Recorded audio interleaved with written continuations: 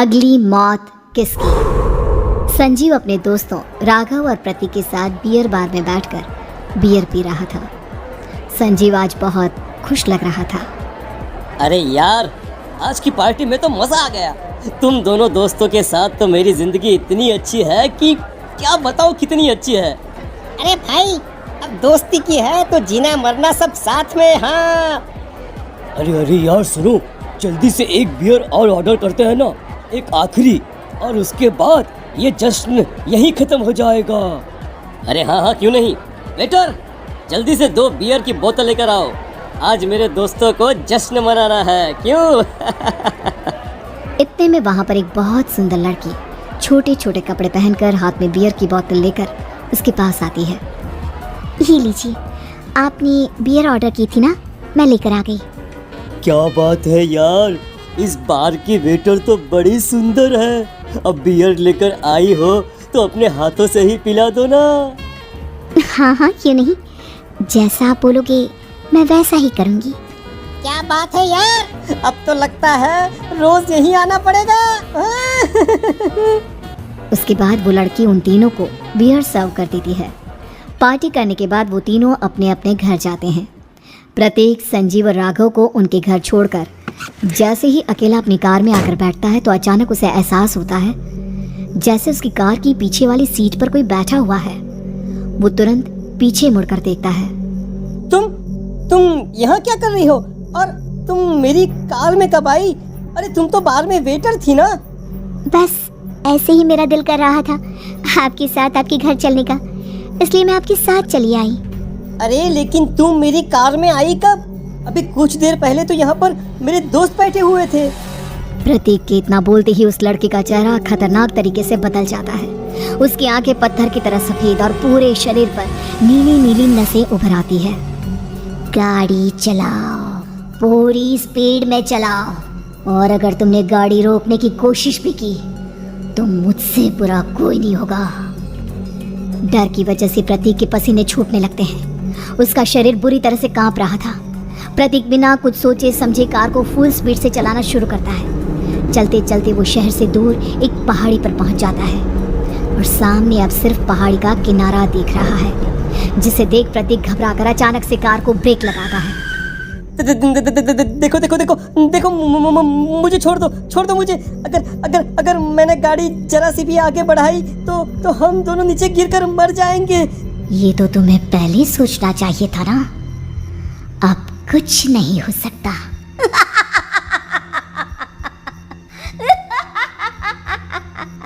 छोड़ दो मुझे। नहीं प्लीज मुझे छोड़ दो। प्लीज मुझे जाने दो। छोड़ दो मुझे। गाड़ी आगे बढ़ाओ।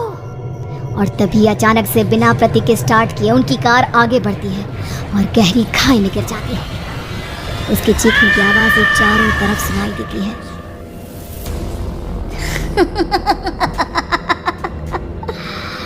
तुझे मारकर मेरे कलेजे में जल रही आग को थोड़ी शांति तो मिल गई, लेकिन अभी ये कहानी खत्म नहीं हुई। और फिर अगले दिन राघव और संजीव को पता चलता है कि प्रतीक की पहाड़ी से नीचे गिरकर मौत हो गई। अरे कल रात की तो बात है यार, हम सब बैठकर पार्टी कर रहे थे, लेकिन मेरी एक बात समझ में नहीं आ रही।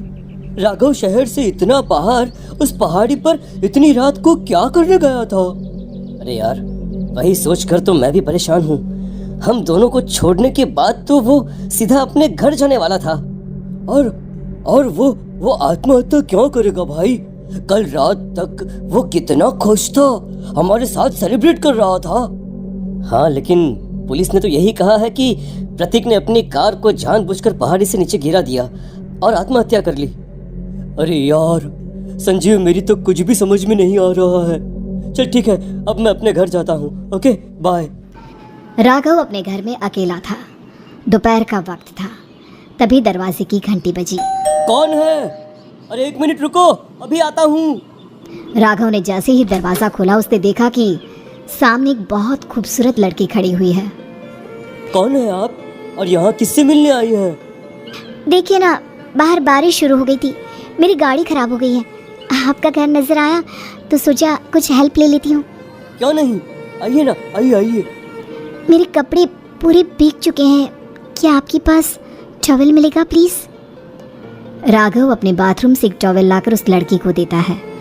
थैंक यू सो मच, अब मैं चलती हूँ। अरे इतनी क्या जल्दी है, आप चाहे तो बारिश रुकने तक यहाँ पर रुक सकती हैं। हाँ। लड़की ने पलटकर राघव की तरफ देखा। नहीं, मुझे जाना होगा, मेरा काम बाकी है।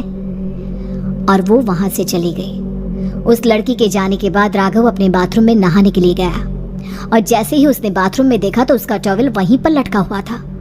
उसने टॉवल हाथ में लिया तो देखा कि उसका पूरा टॉवल खून के धब्बों से सना हुआ है।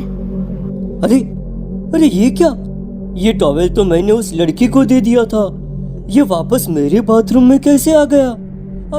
और इस पर ये खून के धब्बे कहाँ से आ गए? राघव ने आईने में देखा तो उसकी गर्दन पर एक बड़ा सा चाकू का कट लगा हुआ था जिससे खून बह रहा था, जिसे देख राघव के होश उड़ गए।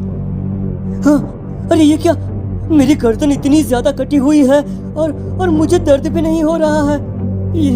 ये क्या हो रहा है मेरे साथ?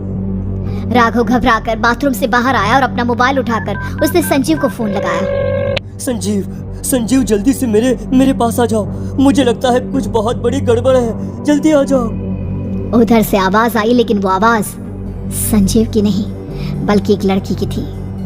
कुछ अजीब नहीं हुआ है, बस तुम्हारी मौत तुमसे मिलने आई थी और तुम्हें मार कर चली गई। अब तुम इस दुनिया का हिस्सा नहीं हो राघव, इसलिए तुम्हें अपनी गर्दन के कटने का दर्द भी महसूस नहीं हो रहा। नहीं, ऐसा नहीं हो सकता, ऐसा नहीं हो सकता। कौन हो तुम? तुम्हारी मौत। अब संजीव के पास खबर पहुंचती है कि राघव ने अपने ही घर में चाकू से गर्दन काटकर आत्महत्या कर ली। ये सुनने के बाद संजीव के होश उड़ गए। वो पसीने से तरबतर हो गया और एक अनजाना डर अब उसके दिल को सताने लगा। संजीव के साथ ही उसका एक छोटा भाई राजीव भी रहा करता था। अपने भाई को इस तरह परेशान देखकर राजीव उसके पास आया। अरे भैया, क्या हुआ भैया? आप इतने घबराए हुए क्यों लग रहे हैं? प्रतीक और राघव की मौत, मेरा मतलब मेरी कुछ समझ में नहीं आ रहा भाई। अचानक से मेरे दोनों दोस्तों ने आत्महत्या क्यों कर ली? अरे वो तो मेरी भी समझ में नहीं आ रहा है भैया। हाँ, हो सकता है कि कोई परेशानी होगी और इसीलिए उन्होंने ऐसा किया होगा। हाँ, लेकिन दोनों की जिंदगी में एक साथ परेशानी और दोनों का इतनी खतरनाक तरीके से आत्महत्या करना, कहीं ऐसा तो नहीं मैं भी मर जाऊंगा? अरे आप ऐसी बातें क्यों कर रहे हैं भैया? वैसे ही मैं इतना परेशान हूँ। जब से अंजलि ने मेरा साथ छोड़ा है तब से सब कुछ बहुत अजीब सा हो गया है।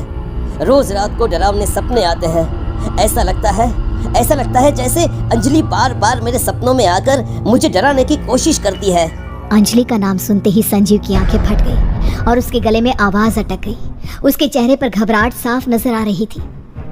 कौन थी वो लड़की जिसने प्रतीक और राघव को आत्महत्या की आड़ में मौत के घाट उतार दिया? और कौन थी अंजलि जो बार बार राजीव के सपनों में आकर उसे डरा रही थी? अंजलि का नाम सुनकर संजीव इतना घबरा क्यों गया? इन सवालों के जवाब जानने के लिए देखिए इस खतरनाक कहानी का अगला भाग।